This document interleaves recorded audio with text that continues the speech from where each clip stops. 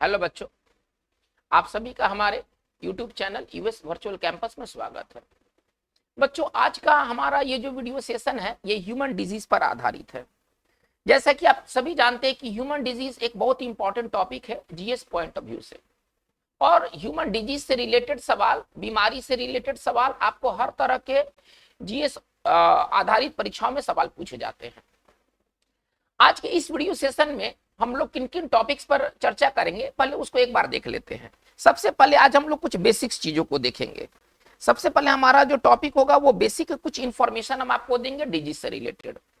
दूसरा जो इसमें हम लोग इंपॉर्टेंट बात करेंगे वो इंपॉर्टेंट डेज जो कि बीमारी से रिलेटेड होंगे। ये साल भर में जो डिजीज से रिलेटेड जो डेज मनाए जाते हैं दुनिया भर में, आज हम लोग उस डेज को इस वीडियो सेशन में देखेंगे। तो हमारा जो दूसरा जो टॉपिक होगा जिस पर हम लोग बात करेंगे वो होगा इंपॉर्टेंट डेज, जिस पर आज हम लोग चर्चा करेंगे। और तीसरा एक डिजीज के बारे में हम लोग विस्तार से चर्चा करेंगे और वो होगा कैंसर। तो सबसे पहले आज हम लोग पहले बेसिक चीजों को देखते हैं, है ना, कि डिजीज से रिलेटेड कौन कौन से वैज्ञानिक हैं, कौन कौन से वैज्ञानिकों ने क्या क्या योगदान किया डिजीज के फील्ड में। फिर हम लोग देखेंगे कि रोगों का प्रसार कैसे होता है, रोग कितने टाइप के होते हैं, ठीक है ना। इस एलिमेंट्री चीजों को हम लोग कुछ पहले देखेंगे और इनसे जुड़े हुए सवाल ही ज्यादातर पूछे जाते हैं। देखिए, हमारा ये जो डिजीज का जो चैप्टर है जो कि हम लोग लेके चल रहे हैं, जो सेशन है, ये मेडिकल दृष्टिकोण से नहीं है, ये जीएस दृष्टिकोण से है। तो इसमें हम लोग केवल उन्हीं बातों को देखेंगे जो कि जीएस पॉइंट ऑफ व्यू से बहुत इंपॉर्टेंट है। किसी चीज के बारे में हम लोग बहुत डिटेल ना जा करके उससे जुड़े हुए इंपॉर्टेंट बातों को ही देखेंगे। तो चलिए इस वीडियो सेशन की शुरुआत करते हैं कुछ बेसिक इंफॉर्मेशन से। पहला हमारा जो टॉपिक होने वाला है वो बेसिक इंफॉर्मेशन है। कुछ बेसिक चीजों को हम लोग पहले देखते हैं जो डिजीज से रिलेटेड होंगे। चलिए पहले हम उन वैज्ञानिकों को देखेंगे, है ना, जिन्होंने डिजीज के फील्ड में, है ना, अपना योगदान किया। तो सबसे पहले हम लोग ये देखते हैं कि डिजीज के मतलब मेडिसिन, है ना, फादर ऑफ मेडिसिन, फादर से रिलेटेड सवाल, है ना, फादर जैसे रिलेटेड सवाल आपको अक्सर देखने को मिलेंगे।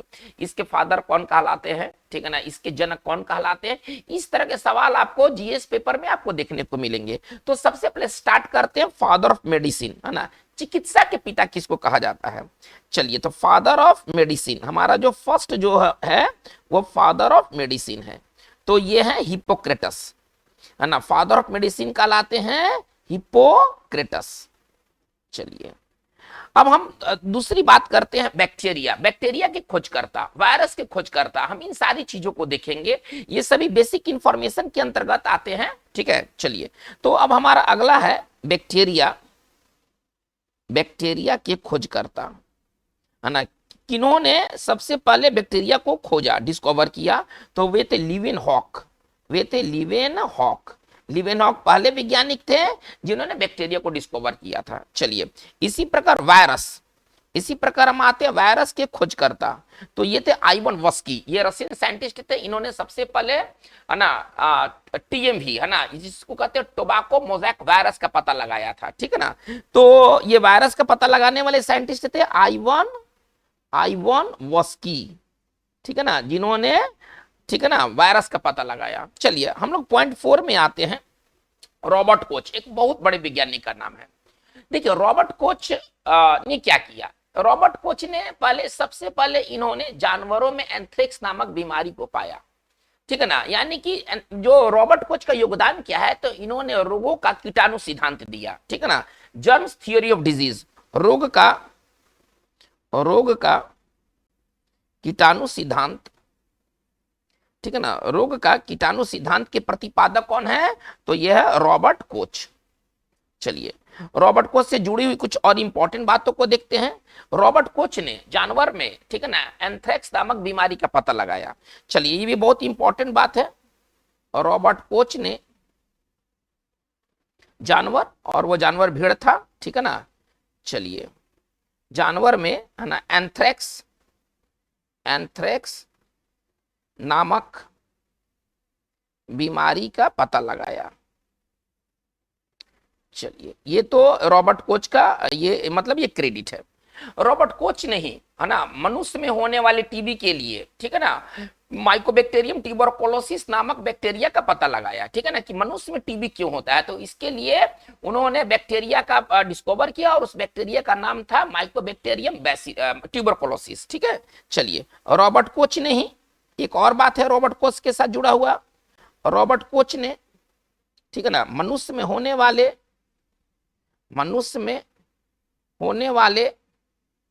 ठीक है ना, टीबी ट्यूबरकुलोसिस, ठीक है ना, टीबी के लिए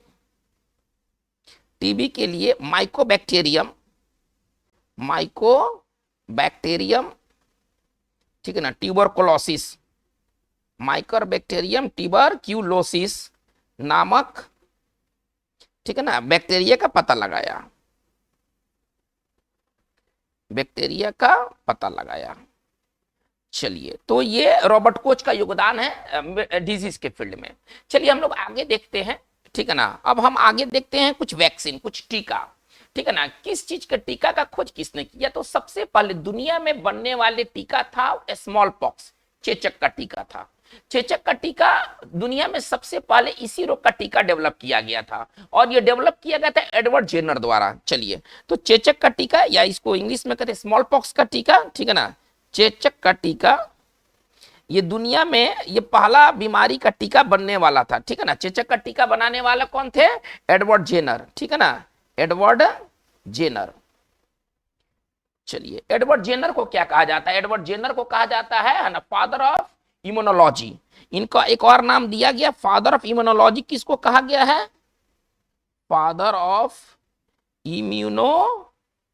इम्यूनोलॉजी, ठीक है ना, ये कहा गया है एडवर्ड जेनर को। एडवर्ड जो जेनर है, इनको कहा गया है फादर ऑफ इम्यूनोलॉजी। चलिए, इसके बाद आते हैं कि ये तो चेचक का टीका की बात हो गई। पोलियो का टीका, पोलियो का इम्यूनाइजिंग जो वैक्सीन, ये किसने डेवलप किया? तो सॉल्क, ठीक है ना। चलिए, पोलियो का टीका, अगर इसको सरल भाषा में कहें तो पोलियो का टीका का खोज किसने किया था? तो डॉक्टर सॉल्क, इसलिए इसको सॉल्क वैक्सीन भी कहा जाता है। चलिए, अब रेबीज, अब दूसरा आते हैं रेबीज का टीका। रेबीज का टीका का खोज किसने किया था? तो ये जो वैज्ञानिक थे, ये थे लुईस पास्चर, ठीक है ना। लुईस पास्चर ने रेबीज के टीका का खोज किया था। तो ये एग्जामिनेशन दृष्टिकोण से काफी इंपॉर्टेंट है। ये जो तीन आप जो देख रहे हैं, ठीक है ना, चेचक का टीका एडवर्ड जेनर ने खोज किया। एडवर्ड जेनर को फादर ऑफ इम्यूनोलॉजी भी कहा जाता है, ठीक है ना। चलिए, पोलियो का टीका जो डेवलप किया था वो डॉक्टर साल्क ने किया था, इसको साल्क वैक्सीन भी कहते हैं। और रेबीज का टीका का खोज किया था लुईस पास्चर ने किया था। चलिए, हम लोग आगे लेके चलते हैं। ये हमारा जो पॉइंट था अभी, ये पॉइंट 4 के अंतर्गत ये बात सारे चल रहे हैं। चलिए, अब हम लोग पॉइंट 5 की ओर आते हैं, कुछ और 4 में देख लेते हैं। चलिए और देख लेते हैं। देखिए, मलेरियल पैरासाइट प्लाज्मोडियम, है ना, कि प्लाज्मोडियम जो है मलेरियल पैरासाइट है, इसका खोज किसने किया था? चलिए, मलेरियल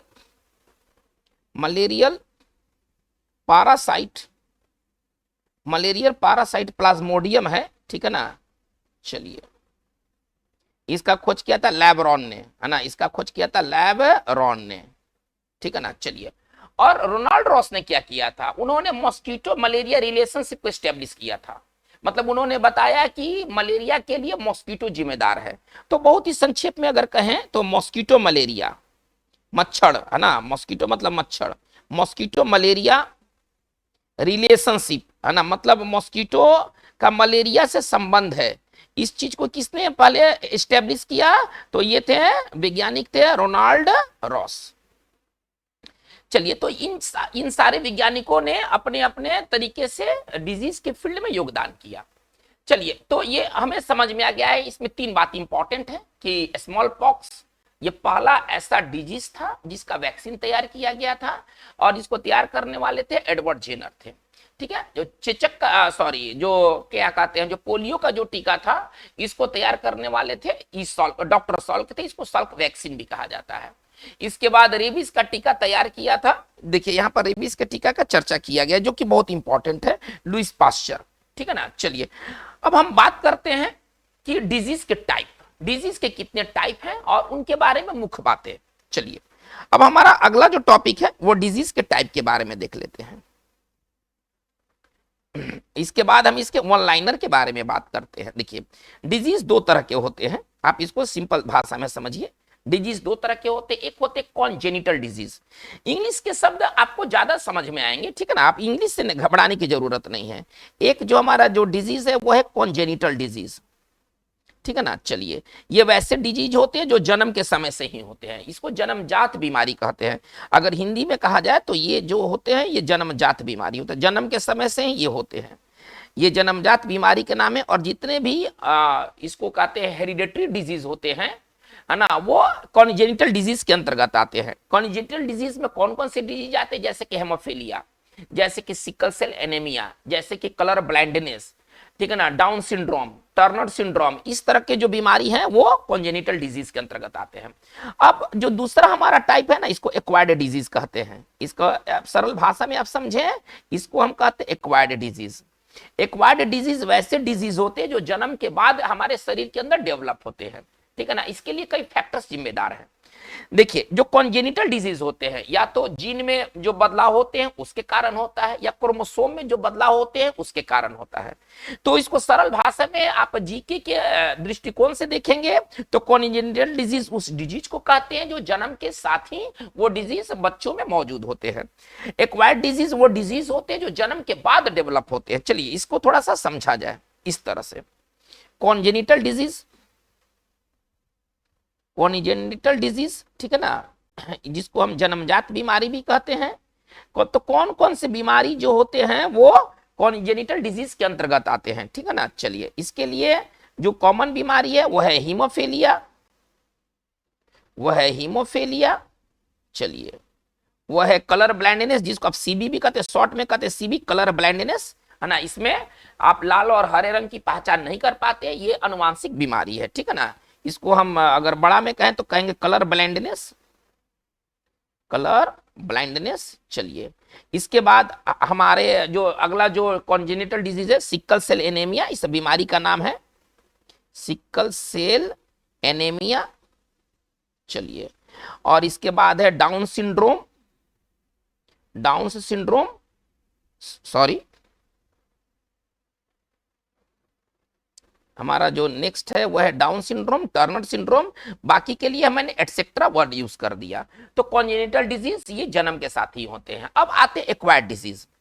देखिए, एक्वायर्ड जो डिजीज होते हैं ना, अब इसके थोड़ा सा टाइप को देखते हैं। कॉन्जेनिटल डिजीज तो ये हो गए, ये जन्म के साथ होते हैं। एक्वायर्ड डिजीज वो डिजीज होंगे, है ना, ये जन्म के बाद, जन्म के बाद, है ना, शरीर में डेवलप होते हैं, शरीर में विकसित होते हैं। चलिए, एक्वायर्ड डिजीज वो डिजीज कहलाते हैं जो कि जन्म के बाद हमारे शरीर के अंदर प्रवेश करते हैं। देखिए, अब ये डिजीज दो तरह के डिजीज है, ठीक है ना। एक है कम्युनिकेबल, इंग्लिश के टर्म को थोड़ा सा समझा जाए, एक है कम्युनिकेबल डिजीज, ठीक है ना। कम्युनिकेबल डिजीज वैसे डिजीज होते थे जो संक्रमण, जो एक बॉडी से दूसरे बॉडी से, एक बॉडी से दूसरे बॉडी में वो प्रवेश करते, इसको संक्रमणीय आप बीमारी कह सकते हैं, ठीक है ना। इसको आप कह सकते हैं संक्रमणीय बीमारी। तो एक होता है एक्वायर्ड डिजीज में कम्युनिकेबल डिजीज, और एक होता है नॉन कम्युनिकेबल। नॉन कम्युनिकेबल का मतलब होता है ये जिस व्यक्ति को होगा सिर्फ उसी को होगा, ये फैलेगा नहीं। चलिए, तो हमारा जो हमारा जो दूसरा जो डिजीज है वह है नॉन कम्युनिकेबल डिजीज। चलिए, अब इसमें हम लोग मेनली जीएस के पॉइंट ऑफ व्यू से देखेंगे। चलिए, कम्युनिकेबल डिजीज में कौन कौन से डिजीज आते हैं जो कि पर्सन टू पर्सन फैलते हैं, हवा से फैलते हैं, कोई वेक्टर है उससे वो फैलते हैं। तो चलिए, अब इंपॉर्टेंट बातें देखते हैं। देखिए, चिकन पॉक्स, अब इंपॉर्टेंट बातों को हम लोग देखते हैं। चिकन पॉक्स, ठीक है ना। चलिए, स्मॉल पॉक्स आते हैं। इसके बाद मीजल्स, खसरा, मीजल्स है खसरा। चलिए, इसके बाद इसमें आपको मिल जाएंगे लेप्रोसी, लेप्रोसी का मतलब होता है कुष्ठ रोग, ठीक है ना। इसको हम कह सकते हैं कुष्ठ रोग, मतलब कोढ़, इसको सरल भाषा में कोढ़ कहते हैं हम लोग अपने बोलचाल की भाषा में। रिंग वर्म, दांत खाद, ठीक है ना, रिंग वर्म।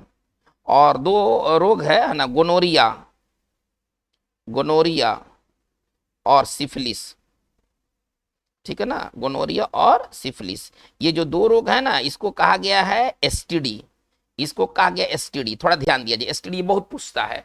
गोनोरिया और जो सिफिलिस है ना, वो एसटीडी है, ये यौन संक्रमण से फैलता है ना, ये यौन संक्रमण बीमारी है, ये यौन संक्रमण बीमारी है ना, सेक्सुअल ट्रांसमिटेड डिजीज। तो ये जो डिजीज है ना, ये पर्सन टू, जैसे कि आप किसी व्यक्ति के, अगर आप किसी पीड़ित व्यक्ति के संपर्क में आते हैं तो ये फैल जाएंगे, है ना। एक हेल्दी पर्सन में एक पीड़ित पर्सन से ये फैलता है, कांटेक्ट, डायरेक्ट कांटेक्ट। ये कैसे, इनका प्रसार कैसे होता है? Chicken pox, small pox, measles, leprosy, ringworm, gonorrhoea, syphilis, ये कैसे इनका प्रसार होता है? तो इनका डायरेक्ट कांटेक्ट से, अगर आप सीधे संपर्क करते हैं, है ना, रोगी से सीधे संपर्क करने पर यह फैलता है। चलिए, ये तो हो गया आपका डायरेक्ट कांटेक्ट से। चलिए, और भी है जो कि ड्रॉपलेट इन्फेक्शन, खांसने से, छींकने से, थूकने से जो बीमारी, जैसे कि सपोज कीजिए कि कोई व्यक्ति मेरे सामने बैठा है, मैंने खांस दिया, मैंने छींक दिया, मैंने थूक दिया, यहां तक कि बात भी कर लिया। अब इससे होने वाली जो बीमारी है वो कौन कौन सी बीमारी है, थोड़ा सा इसको देख लेते हैं। चलिए, इसको कहते हैं ना ड्रॉपलेट इन्फेक्शन, बायोलॉजी में इसको कहते हैं ड्रॉपलेट इन्फेक्शन। चलिए, तो ड्रॉपलेट इन्फेक्शन वाली बीमारियां कौन कौन है, तो चलिए चलते हैं। पहले सर्दी खांसी, आपको सर्दी है, आप किसी के सामने बैठकर बात कीजिए, आप उसके सामने छींक दीजिए, खांस दीजिए, थूक दीजिए, सामने वाले को सर्दी होने की संभावना बढ़ जाएगी, ठीक है। कॉमन कोल्ड, इसको कहते हैं ना कॉमन कोल्ड। चलिए, न्यूमोनिया, टीबी। देखिए, अब किसी को टीबी है, अगर टीबी वाले व्यक्ति के आप संपर्क में है, मतलब आप उससे सटे नहीं है लेकिन दूरी पर ही है, लेकिन खांस रहा है, छींक रहा है, तो पूरे वातावरण में वो टीबी का बैक्टीरिया का वो फैला देगा हवा से। अब टीबी के बैक्टीरिया आपके शरीर में इंटर कर जाएंगे। तो कॉमन कोल्ड, निमोनिया, टीबी, ये सब किस तरह के ये सब बीमारियां हैं? ये सब ड्रॉपलेट इन्फेक्शन, यानी कि खांसने से, छींकने से, थूकने से ये सब फैलते हैं, ठीक है ना। Common cold, pneumonia, TB, measles. देखिए, मीजल्स दोनों तरह से होता है, खसरा, है ना, ये दोनों तरह से होता है। आप ऐसे समझिए, ये डायरेक्ट कांटेक्ट से भी है और ये मतलब छींकने, खांसने, थूकने से भी है। मम्स, गलसुआ, है ना, गलसुआ, ये इस तरह की बीमारियां जो हैं वो ड्रॉपलेट इन्फेक्शन के द्वारा फैलते हैं, ठीक है ना। चलिए, डिप्थीरिया एक और है ना, डिप्थीरिया। चलिए, ये कौन सी बीमारियां हैं, ठीक है ना, ये खांसने, छींकने, है ना, इत्यादि से फैलते हैं, इत्यादि से फैलते हैं।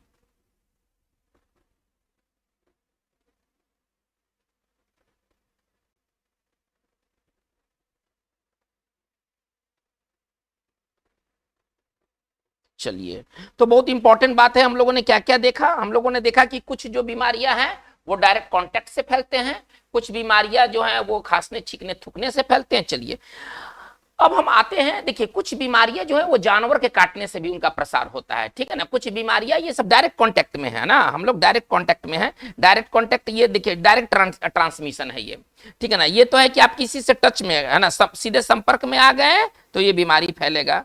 ये बीमारी कैसे फैलेगा? ये खांसने, छींकने, थूकने से ये बीमारी फैलती है, ठीक है ना। चलिए, ये जो बीमारी होती है वो खांसने, छींकने, थूकने से ये बीमारी फैलती है।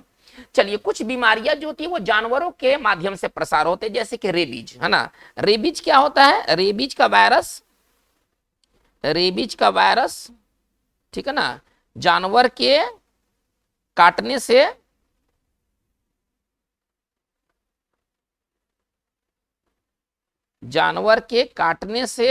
ठीक है ना, शरीर के अंदर प्रवेश करता है, शरीर के अंदर प्रवेश करता है।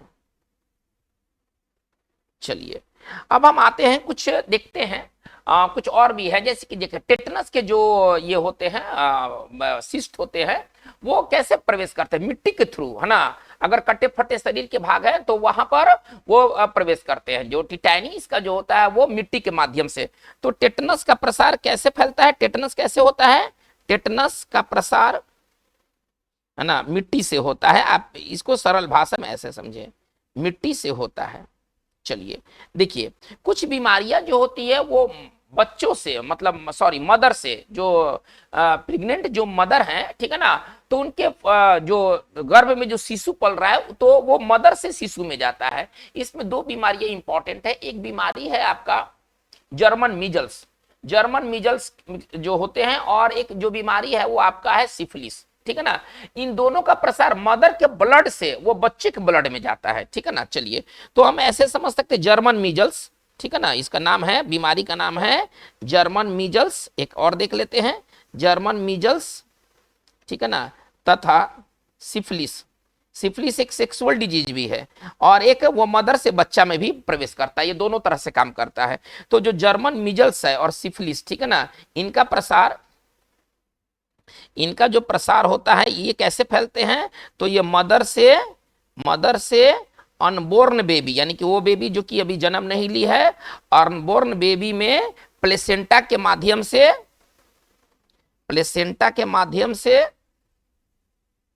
है ना प्रवेश करता है, ठीक है ना। जर्मन मीजल्स के जो वायरस है और जो सिफिलिस के जो बैक्टीरिया हैं, आप ऐसे समझे, इनका प्रसार बच्चों में कैसे होता है, अनबॉर्न बेबी में कैसे होता है, तो ये प्लेसेंटा के माध्यम से, मदर के ब्लड से ये बच्चे के ब्लड में ये प्रवेश करता है। तो ये सब हम लोगों ने क्या देखा, ये सब है कि बीमारी का प्रसार कैसे होता है। ये बहुत, देखिए, ये एग्जामिनेशन दृष्टि से बहुत इंपॉर्टेंट है। आपसे ये सवाल आ सकता है कि कौन सी बीमारी खांसने से होती है। अब इसमें एक ऑप्शन रहेगा कॉमन कोल्ड, एक रहेगा गोनोरिया। तो खांसने से, छींकने से कॉमन कोल्ड होगा, गोनोरिया नहीं होगा। इसमें से पूछा जाता है कि कौन सा बीमारी एसटीडी है या यौन संक्रमण वाली कौन से रोग हैं, तो उसमें गोनोरिया और सिफिलिस है।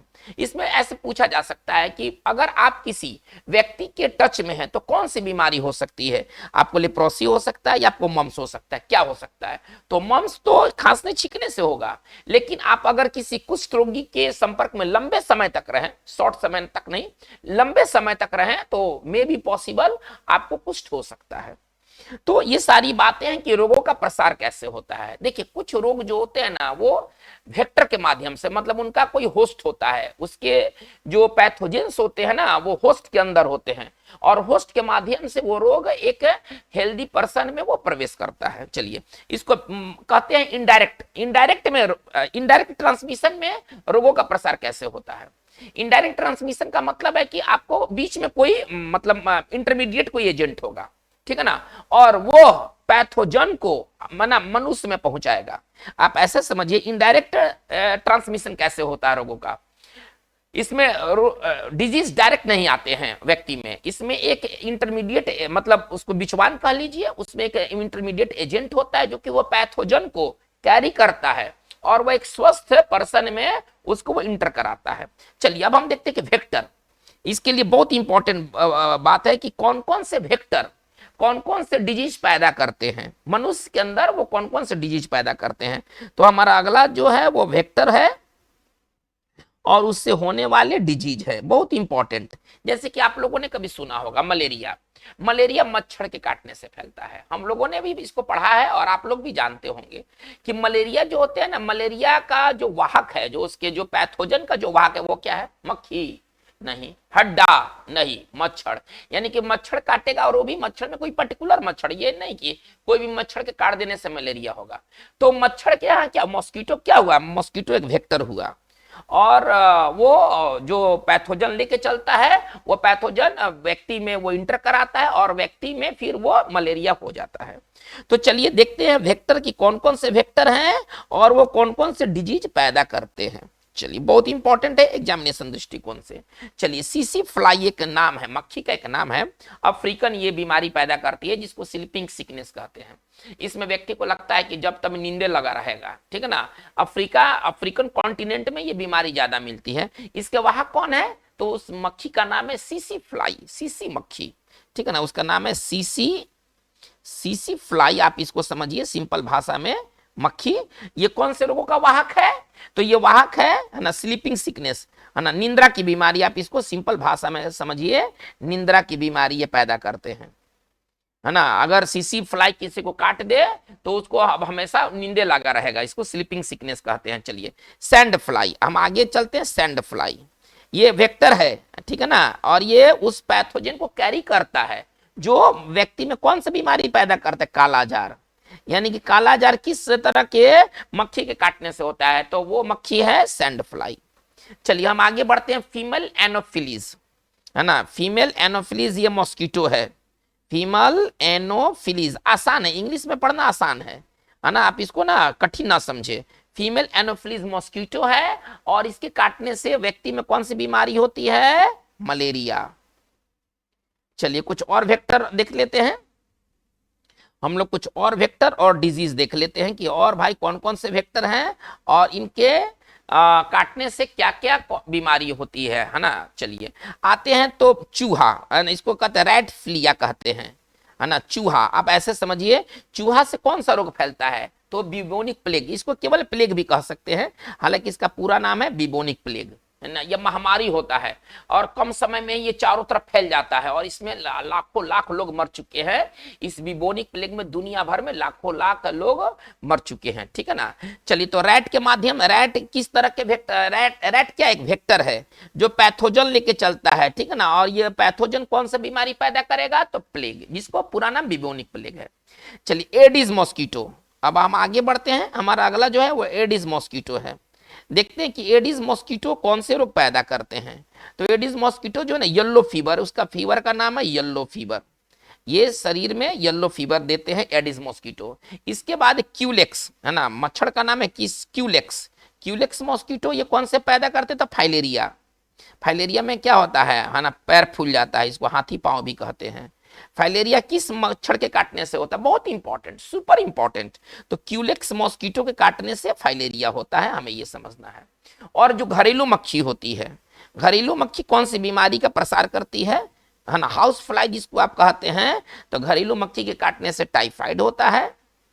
टाइफाइड ये कौन, ये मतलब घरेलू मक्खी किस तरह के रोगों का वाहक है, तो टाइफाइड है, कॉलरा है, ठीक है ना, जिससे कि मतलब ये घरेलू मक्खी से ये सारे रोगों का प्रसार होता है, पेचिस है, डिसेंट्री जिसको आप कहते हैं, इत्यादि।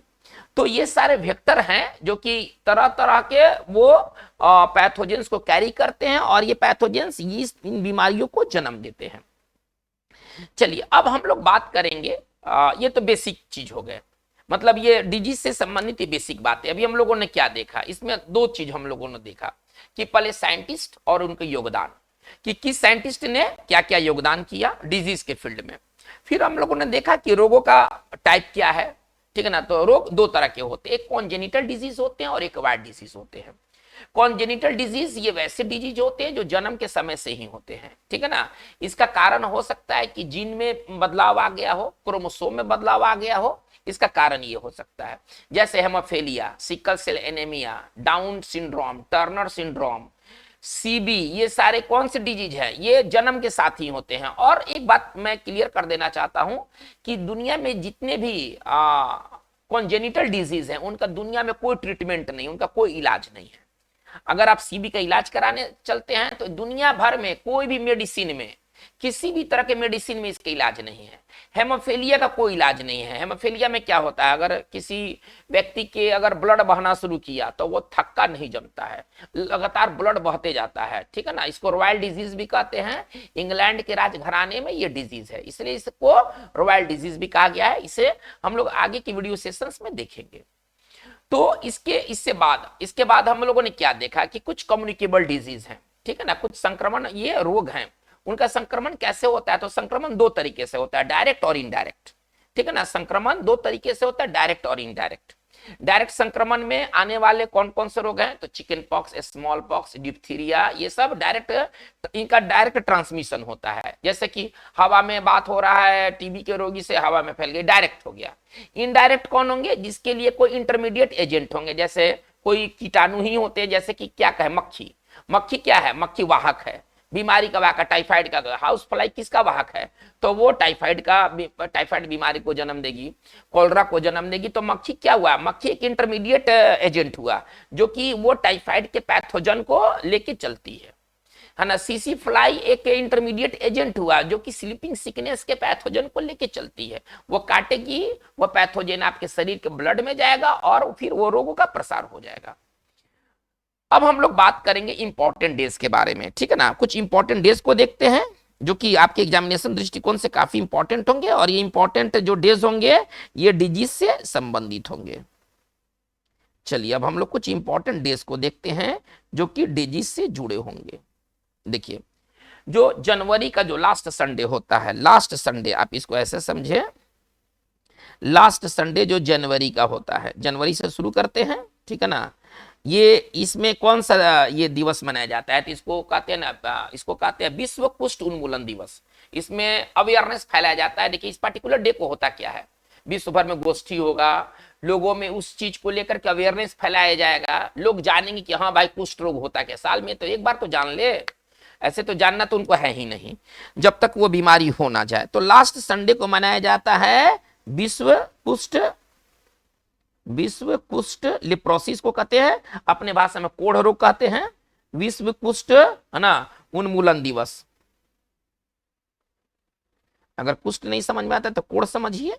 चलिए हम लोग बात को आगे देखते हैं। 4 फरवरी, 4 फरवरी को यह मनाया जाता है सर कैंसर दिवस, विश्व कैंसर दिवस, सॉरी 4 फरवरी को मनाया जाता है विश्व कैंसर दिवस। चलिए इसके बाद आते हैं, देखिए मार्च का दूसरा थर्सडे है ना, दूसरा जो है ना बृहस्पतिवार, दूसरा थर्सडे जो मार्च का होता है, ये इसमें क्या मनाया जाता है, मार्च का जो दूसरा थर्सडे होता है वो मनाया जाता है विश्व किडनी दिवस, विश्व किडनी दिवस मनाया जाता है। चलिए 16 मार्च को क्या मनाया जाता है भाई, तो 16 मार्च को मनाया जाता है ना नेशनल वैक्सीनेशन डे, राष्ट्रीय टीकाकरण दिवस, राष्ट्रीय टीकाकरण दिवस मनाया जाता है। चलिए बहुत इंपॉर्टेंट है, 24 मार्च बहुत इंपॉर्टेंट है, और इससे रिलेटेड सवाल आपको मिलेंगे ना, विश्व टीबी दिवस, ठीक है ना, विश्व ट्यूबरकुलोसिस डे। चलिए ये मनाया जाता है, विश्व टीबी दिवस मनाया जाता है। 7 अप्रैल को क्या मनाया जाता है, 7 अप्रैल को मनाया जाता है दुनिया भर में विश्व स्वास्थ्य दिवस। ये सब इंपॉर्टेंट है, ये सब एग्जामिनेशन दृष्टिकोण से बहुत इंपॉर्टेंट है। विश्व स्वास्थ्य दिवस मनाया जाता है ना, 7 अप्रैल को मनाया जाता है। आगे आइएगा 17 आते हैं, 17 अप्रैल को मनाया जाता है, क्या मनाया जाता है, तो वर्ल्ड हेमोफीलिया डे मनाया जाता है ना, विश्व हीमोफीलिया दिवस, विश्व हीमोफीलिया दिवस मनाया जाता है। चलिए ये तो हो गया 17 अप्रैल। 25 अप्रैल को क्या मनाया जाता है भाई, जो 25 अप्रैल होता है इसको मनाया जाता है विश्व मलेरिया दिवस, विश्व मलेरिया दिवस मनाया जाता है। चलिए ये सब आपके एग्जाम्स के लिए काफी इंपॉर्टेंट है, दिवस को थोड़ा सा साफ लिख दे। चलिए अब हम आते हैं आगे की बात करते हैं, मई पहला मंगलवार है ना, पहला मंगलवार। चलिए मई का जो पहला मंगलवार होता है विश्व अस्थमा दिवस मनाया जाता है, इस दिन विश्व अस्थमा दिवस मनाया जाता है। आगे बढ़ते हैं। चलिए तो मई के बाद आते हैं 25 मई, इसके बाद आते हैं 25 मई है ना, विश्व थायराइड दिवस मनाया जाता है, विश्व थायराइड दिवस मनाया जाता है। चलिए इसके बाद आते हैं 31 मई, ठीक है ना, 31 मई को मनाया जाता है विश्व नो टोबैको दिवस है ना, धूम्रपान निषेध, विश्व धूम्रपान निषेध, धूम्रपान निषेध दिवस, निषेध दिवस मनाया जाता है, ठीक है ना, 31 मई को। चलिए 28 जुलाई को क्या मनाया जाता है भाई, ठीक है ना, तो वर्ल्ड हेपेटाइटिस डे मनाया जाता है ना, विश्व हेपेटाइटिस दिवस, विश्व हेपेटाइटिस है ना डे मनाया जाता है ना, 28 जुलाई को मनाया जाता है। चलिए 21 सितंबर को क्या मनाया जाता है, थोड़ा सा इसको देख लेते हैं, तो अल्जाइमर्स डे, ये सब आगे के वीडियो में ये मिलेंगे, ठीक है ना। अल्जाइमर क्या होता है, तो अल्जाइमर एक्चुअली वो ब्रेन का डिजीज है, ये बूढ़े लोगों में ज्यादातर होता है, इसमें लोग अपना पास्ट भूल जाता है कि हम क्या थे, है ना। रोनाल्ड रीगन जो कि अमेरिकी जो प्रेसिडेंट थे, है ना, इनको ये बीमारी थी, है ना, अल्जाइमर, ठीक है ना। अल्जाइमर एक बहुत ही अल्जाइमर से सवाल है ना कई बार पूछे गए एग्जामिनेशन में कि अल्जाइमर क्या है, तो अल्जाइमर भी एक वो ब्रेन रिलेटेड डिजीज है, और ये जो बीमारी थी ये अमेरिकी राष्ट्रपति रोनाल्ड रीगन को थी। तो अल्जाइमर अल्जाइमर्स डे मनाया जाता है, ठीक है ना। विश्व अल्जाइमर डे मनाया जाता है, ये 21 सितंबर को मनाया जाता है। आइएगा, विश्व 29 सितंबर को मनाया जाता है वर्ल्ड हार्ट डे, ठीक है ना। विश्व हृदय दिवस, इसको आप इंग्लिश में बेहतर समझ सकते हैं, वर्ल्ड हार्ट डे मनाया जाता है। चलिए, 10 अक्टूबर को क्या मनाया जाता है भाई? तो 10 अक्टूबर को मनाया जाता है वर्ल्ड मेंटल दिवस मनाया जाता है, ठीक है ना। Mental health, world mental health day मनाया जाता है, ठीक है ना। चलिए, और इसके बाद 14 नवंबर को क्या मनाया जाता है? तो विश्व, है ना, मधुमेह दिवस मनाया जाता है, डायबिटीज, विश्व मधुमेह दिवस मनाया जाता है, ठीक है ना। और 1 नवंबर को मनाया जाता है विश्व एड्स दिवस, विश्व एड्स दिवस मनाया जाता है, ये आपको 1 नवंबर को। देखिए, इसमें जो 2-3 इंपॉर्टेंट डेज काफी है, ठीक है ना। 2-3 जो डे है ना, वो काफी इंपॉर्टेंट डे है। पहले हम लोग थोड़ा सा इसको एक बार रिव्यू कर लेते हैं। देखिए, ये कई बार पूछा गया है। 24 मार्च को ना ये विश्व टीबी दिवस मनाया जाता है, ये एग्जामिनेशन दृष्टिकोण से बहुत इंपॉर्टेंट है। चलिए, इसके बाद विश्व मलेरिया दिवस मनाया जाता है सर, ये 25 अप्रैल को मनाया जाता है, ये काफी इंपॉर्टेंट है। आगे बढ़ते हैं, देखिएगा। इसके बाद विश्व धूम्रपान निषेध दिवस मनाया जाता है, ये काफी इंपॉर्टेंट है। चलिए, इसके बाद जो 1 नवंबर को मनाया जाता है, सॉरी 1 दिसंबर होना चाहिए, यहाँ पर ये गलत हो गया है, ठीक है ना। 1 दिसंबर को मनाया जाता है विश्व एड्स दिवस मनाया जाता है, ये एग्जामिनेशन दृष्टिकोण से काफी इंपॉर्टेंट है। चलिए, अब हम लोग बात करते हैं आज का हमारा जो तीसरा टॉपिक होगा इस वीडियो सेशन का, और वो एक बीमारी के बारे में हम लोग विस्तार से जानेंगे, और वो है कैंसर। चलिए, तो कैंसर के बारे में अब हम लोग थोड़ा सा जानकारी ले लेते हैं। देखिए, कैंसर एक्चुअली है क्या?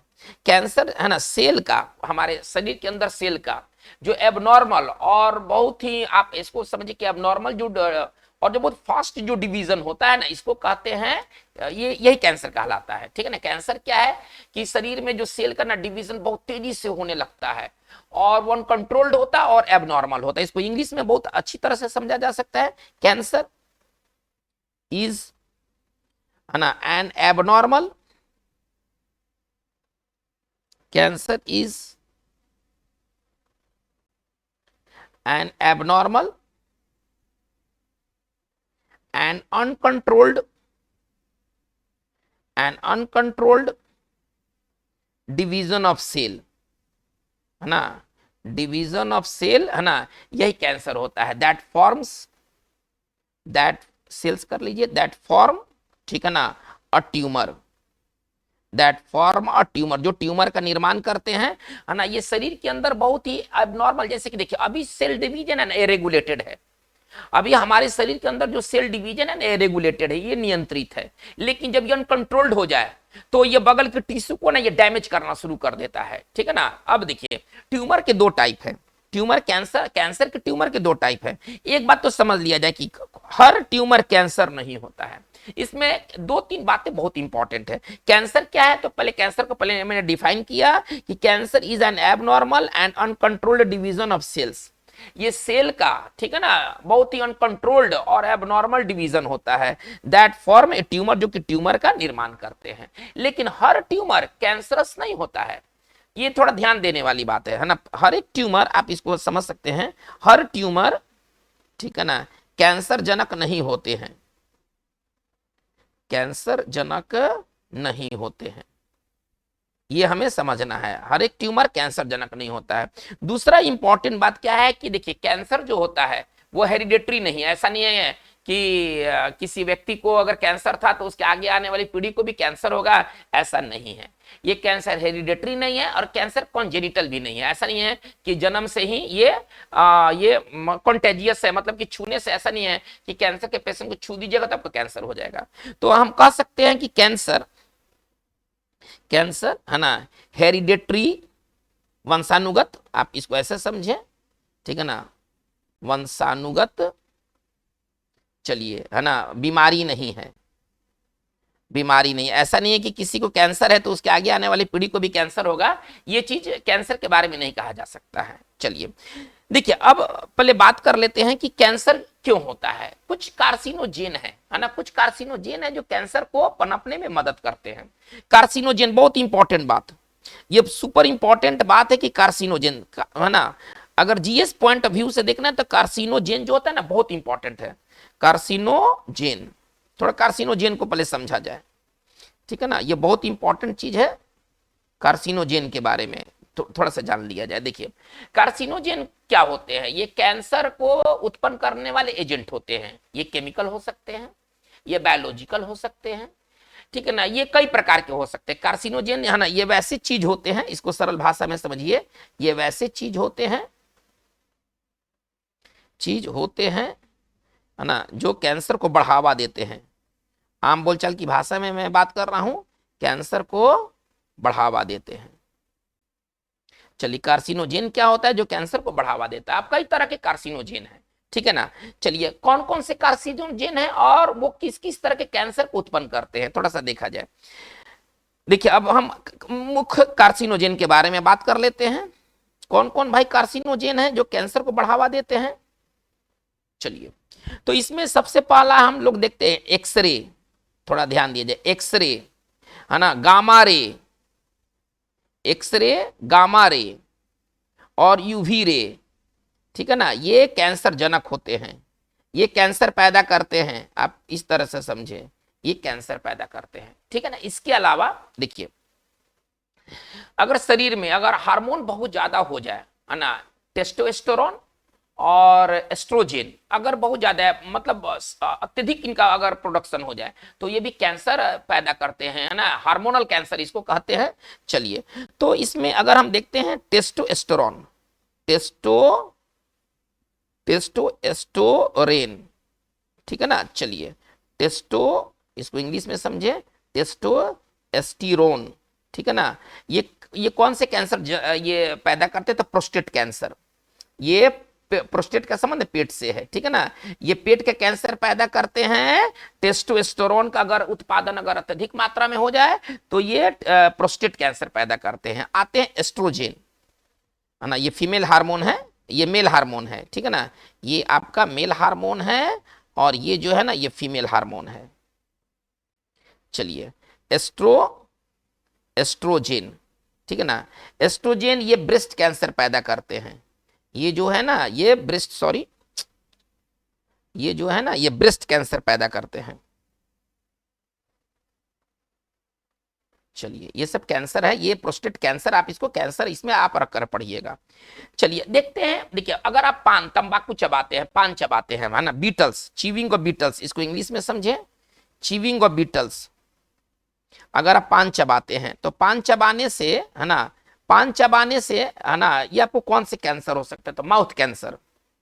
ये हम आपको बात कर रहे हैं, ये सब क्या है, ये सब कार्सिनोजेन है ना, जो कैंसर को पैदा करते हैं। लेकिन अलग अलग तरह के कार्सिनोजेन अलग अलग तरह के कैंसर पैदा करते हैं। X ray, gamma ray, UV rays ये भी कैंसर जनक है, ठीक है। टेस्टोस्टेरोन अगर बहुत ज्यादा हो जाए तो वो कौन सा वो कैंसर पैदा करेगा, तो प्रोस्टेट कैंसर पैदा करेगा। यदि एस्ट्रोजन के अगर उत्पादन बहुत ज्यादा हो जाए तो ये कौन से कैंसर पैदा करेगा, ब्रेस्ट कैंसर पैदा करेगा। अगर आप पान वगैरह चबाते हैं तो कौन से कैंसर पैदा होगा, तो ये शरीर के किस भाग में ये कैंसर पैदा करेगा, माउथ में। यदि आप सिगरेट पीते हैं, तो सिगरेट भी कैंसर पैदा करता है। कौन सा कैंसर, ओठ का कैंसर, देखिए लिप कैंसर, माउथ कैंसर और लंग्स, फेफड़ा का कैंसर, ये कैंसर पैदा करते हैं सिगरेट, है ना। इसके अंदर एक कार्सिनोजेन होता है जिसको कहते हैं बेंजोपायरिन। देखिए इसके अंदर, मतलब सिगरेट के बारे में बात कर रहा हूं, इसके अंदर, ठीक है ना,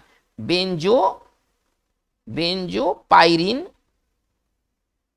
नामक, है ना, कार्सिनोजेन पाया जाता है, कार्सिनोजेन, ठीक है ना, पाया जाता है।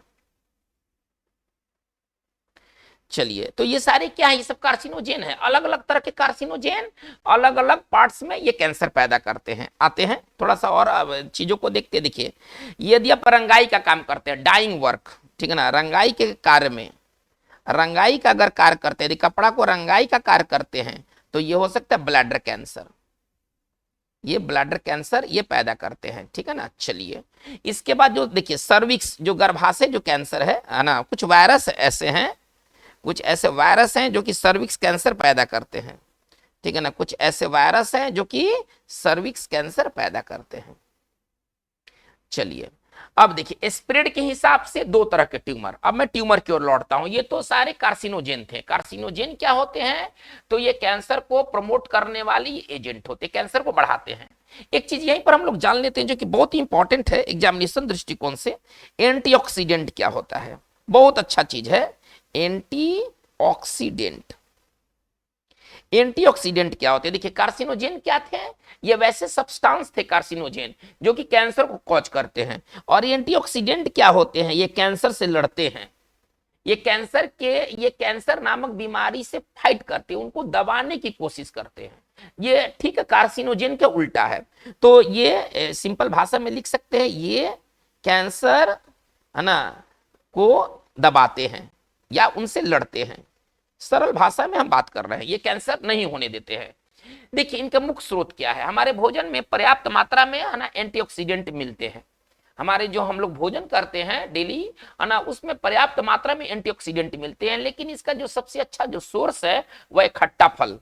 ठीक है ना, एंटीऑक्सीडेंट का सबसे अच्छा जो स्रोत है वह है साइट्रस फ्रूट, खट्टे फल। नारंगी, नींबू इत्यादि में ना बहुत प्रचुर मात्रा में एंटीऑक्सीडेंट होते हैं। ये कैंसर सेल से फाइट करते हैं, आप ऐसे समझिए। तो खट्टे फल इसके प्रमुख स्रोत है। चलिए अब हम लोग बात करते हैं ट्यूमर के बारे में कि किस तरह के ट्यूमर को हम क्या कहते हैं। पहले मैं बात कर चुका हूं कि हर एक तरह का ट्यूमर जो है वो कैंसर जनक नहीं होता है। देखिए ट्यूमर दो तरह के हैं, एक है बिनाइन ट्यूमर, एक है बिनाइन ट्यूमर और एक है आपका मैलिग्नेंट ट्यूमर। इंग्लिश में समझिए, आसान है, कठिन नहीं है। और एक है मैलिग्नेंट ट्यूमर। देखिए जो बिनाइन ट्यूमर होता है ये जहां पर, जैसे कि ये ट्यूमर जहां पर होगा ये वहीं पर रह जाएगा, है ना, ये लोकलाइज्ड होता है, ये पूरे शरीर में नहीं फैलता है। मैलिग्नेंट ट्यूमर क्या होता है? ये डेडली होते हैं, ये जानलेवा होते हैं। ये जहां होंगे वहां तो होंगे ना, ये पूरे बॉडी में फैलने लगेंगे। पता चलेगा कि किसी को लंग कैंसर है, अब उसका तेजी से, इतना तेजी से वो सेल डिवीजन शुरू होगा कि ये दूसरे ऑर्गेन में भी पहुंच करके वहां ट्यूमर पैदा कर देंगे। ये फ्लोटिंग स्टेट में होते हैं, ठीक है ना, क्योंकि कैंसरस जो सेल होते हैं एडहेसिव नहीं होते हैं, ये फ्लोटिंग स्टेट में, ये बहते रहते हैं ब्लड के साथ और ये जहां तहां ट्यूमर पैदा करेंगे। इसको कहते हैं मेटास्टेसिस। मेटास्टेसिस जो होते हैं वो कैंसर का खतरनाक रूप होता है। उसमें क्या होता है ना कि पूरा बॉडी में ही कैंसर फैल जाता है, आप ऐसे समझिए। तो मैलिग्नेंट ट्यूमर ये जानलेवा है, जानलेवा है, आप ऐसा समझिए। और बिनाइन ट्यूमर जानलेवा नहीं है, फिर भी इसको निकाल देना चाहिए, ठीक है ना, फिर भी इसका रिमूवल आवश्यक है। यह जानलेवा नहीं है, आप ऐसे समझे, यह जानलेवा नहीं है। चलिए ये जहां होगा वहीं रह जाएगा, जबकि मैलिग्नेंट ट्यूमर है ना ये तेजी से पूरे बॉडी में फैलेगा। चलिए एक वर्ड है मेटास्टेसिस। मेटास्टेसिस, चलिए मेटास्टेसिस क्या होता है? देखिए इसको कहते हैं ना कि पूरे शरीर में ना, शरीर के विभिन्न अंगों में कैंसर का फैलाव। इसको मेटास्टेसिस क्या होता है, बहुत इंपॉर्टेंट। अगर कैंसर के बारे में अगर आप स्टडी कर रहे हैं तो आपको मेटास्टेसिस पढ़ना है। मैलिग्नेंट ट्यूमर में क्या होता है कि इसमें ट्यूमर का जो डिवीजन होता है ना वो एबनॉर्मल बहुत हाई होता है, अनकंट्रोल्ड होता है और ये शरीर के दूसरे ऑर्गेन में भी पहुंचना शुरू करता है और वहां भी ट्यूमर डेवलप कर देता है, ठीक है ना। तो मेटास्टेसिस क्या होता है, ठीक है ना, कैंसर के ट्यूमर का है ना शरीर के विभिन्न अंगों में प्रसार को कहते हैं, ठीक है ना, मेटास्टेसिस कहते हैं, ठीक है। चलिए ये तो बात हो गई। अच्छा अब अगला इंपॉर्टेंट बात क्या है? ये तो प्रसार के हिसाब से ट्यूमर के ये रूप हो गए। प्रसार के हिसाब से कि प्रसार के हिसाब से दो तरह के ट्यूमर, एक है बिनाइन ट्यूमर, तो बिनाइन ट्यूमर जहां होता है वहीं रह जाता है और मैलिग्नेंट ट्यूमर फैलता है, ठीक है ना। चलिए अब पोजीशन के हिसाब से है ना कैंसर के और भी प्रकार हैं, थोड़ा सा देखते हैं। देखिए ऊपर वाला जो था अभी मैंने बात किया, ये जो ट्यूमर है बिनाइन ट्यूमर और मैलिग्नेंट ट्यूमर, ये प्रसार के हिसाब से है, ठीक है ना, जहां फैल जाए तो मैलिग्नेंट और नहीं फैले तो बिनाइन। लेकिन अब हम आते हैं पोजीशन के हिसाब से, ठीक है ना, पोजीशन के हिसाब से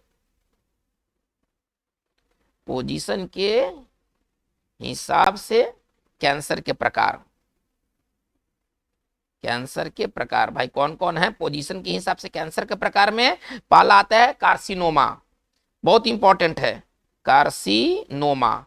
देखिए ये एपिथेलियल टिश्यू में होता है, ठीक है ना, यह एपिथेलियल है ना, लियल टिश्यू में पाया जाता है, टिश्यू में पाया जाता है। अब किस किस तरह का जो कैंसर है वो कार्सिनोमा के अंतर्गत आता है, ठीक है ना, ये हमारे शरीर के एपिथेलियल टिश्यू में होता है कार्सिनोमा। तो कौन कौन से कैंसर है ना कोई एपिथेलियल टिश्यू में आपको देखने को मिलेंगे, तो उसमें ब्रेस्ट कैंसर, देखिए इस सबके साथ कैंसर आपको जोड़ना होगा।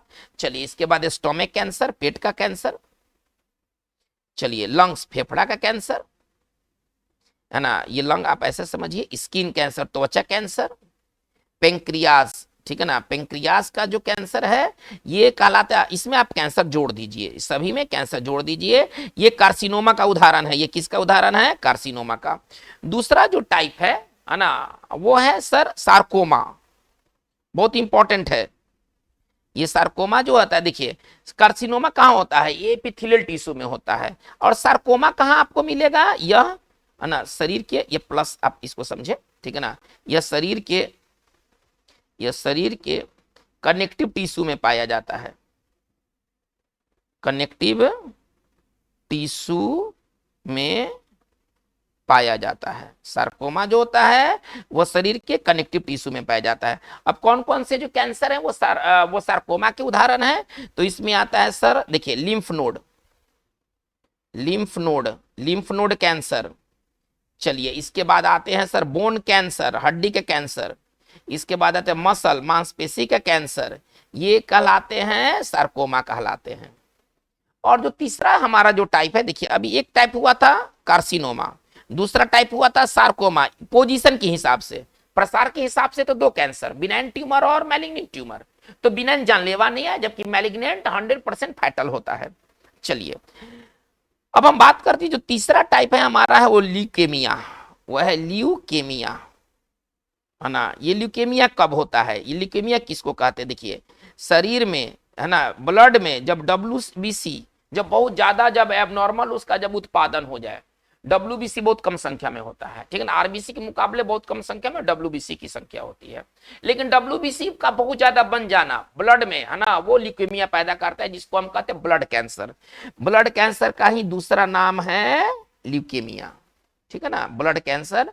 यह कब होता है, तो रक्त में WBC का अत्यधिक मात्रा में है ना बनना ल्यूकेमिया को जन्म देता है, ठीक है ना। चलिए तो अभी हम लोगों ने कैंसर से संबंधित चीजों को देखा। अब कैंसर अगर किसी को हो गया है तो कैसे पता, डिटेक्शन कैसे करेंगे, कैंसर का डिटेक्शन कैसे करेंगे, ठीक है ना। चलिए इसका अब पहचान कैसे करेंगे, डिटेक्शन ऑफ कैंसर। अब हमारा अगला जो है टॉपिक इसी के अंतर्गत है डिटेक्शन ऑफ कैंसर। कैंसर का डिटेक्शन करने के कई उपाय हैं। एक उपाय है बायोप्सी, बायोप्सी के माध्यम से भी आप कैंसर के बारे में आप जान सकते हैं। इसके बाद है सीटी स्कैन, सीटी स्कैन भी कैंसर को डिटेक्ट करने में मदद करता है। इसके बाद एमआरआई, एमआरआई जो है ना सबसे आसान और सबसे विश्वसनीय तरीका है। इंटरनल ऑर्गन में यदि कैंसर हो गया है तो एमआरआई के माध्यम से उसको आप पता कर सकते हैं। और एक है रेडियोग्राफी, ठीक है ना, रेडियोग्राफी से भी कैंसर का पता किया जाता है ना, इसमें एक्सरे का इस्तेमाल होता है रेडियोग्राफी में। ये तो डिटेक्शन ऑफ कैंसर हो गया कि आप कैंसर का पता कैसे लगाएंगे, तो उसमें है बायोप्सी, सीटी स्कैन है, एमआरआई है और रेडियोग्राफी है। लेकिन जो सबसे विश्वसनीय जो है वो आपका क्या है, वो एमआरआई है। सबसे विश्वसनीय जो है वो एमआरआई है। चलिए ये तो डिटेक्शन ऑफ कैंसर हो गया। अब कैंसर अगर किसी को हो जाए तो उसका निदान कैसे होगा। चलिए तो कैंसर का निदान के लिए क्या क्या उपाय हैं, ये कैंसर का निदान या इलाज कहिए आप उसको जो कह ले, निदान या इलाज के लिए क्या क्या उपाय है। तो देखिए सबसे इसका जो आसान उपाय है वो है सर्जरी। इसके बाद है कीमोथेरेपी, कीमोथेरेपी से कैंसर का इलाज किया जाता है। इसके बाद है रेडिएशन थेरेपी, रेडिएशन थेरेपी, ठीक है ना, इससे भी कैंसर का इलाज होता है। और एक है इम्यूनोथेरेपी, एक है इम्यूनोथेरेपी। चलिए तो ये कैंसर के ये निदान आप कैसे करेंगे? अगर किसी व्यक्ति को अगर कैंसर है तो उसका निदान किस तरह से किया जा सकता है? उसका निदान सर्जरी से किया जा सकता है, कीमोथेरेपी से किया जा सकता है, रेडिएशन थेरेपी से किया जा सकता है, इम्यूनोथेरेपी से किया जा सकता है। तो ये सारे तरीके हैं कैंसर के निदान के। तो बच्चों आज का हमारा ये जो वीडियो सेशन में इतना ही बात रहा। इसमें 3 चीज हम लोगों ने देखा। पहले तो हम लोगों ने कुछ बेसिक्स चीज को देखा, इसके बाद हम लोगों ने इंपॉर्टेंट डेज को समझा जाना जो कि डिजीज से रिलेटेड है, और तीसरा हमारा जो आज हम लोगों ने जिस डिजीज को थोड़ा सा विस्तार में जानने की कोशिश की वो है कैंसर। तो आगे के वीडियो सेशन आपके अभी ह्यूमन डिजीज के जारी रहेंगे। ह्यूमन डिजीज एक बहुत बड़ा टॉपिक है, इसको एक वीडियो सेशन में कवर नहीं किया जा सकता है। अभी अभी कई वीडियो सेशन डिजीज पर आने वाले हैं। तो आज का हमारा वीडियो सेशन में बात इतना ही। आपको ये सेशन कैसा लगा आप अपने व्यूज को जरूर कमेंट बॉक्स में दें। अगर आप नए हैं और आपने चैनल को सब्सक्राइब नहीं किया है तो आप इसे सब्सक्राइब करें, लोगों तक पहुंचाएं, ठीक है ना। आज की बात बस इतना ही। Thank you very much.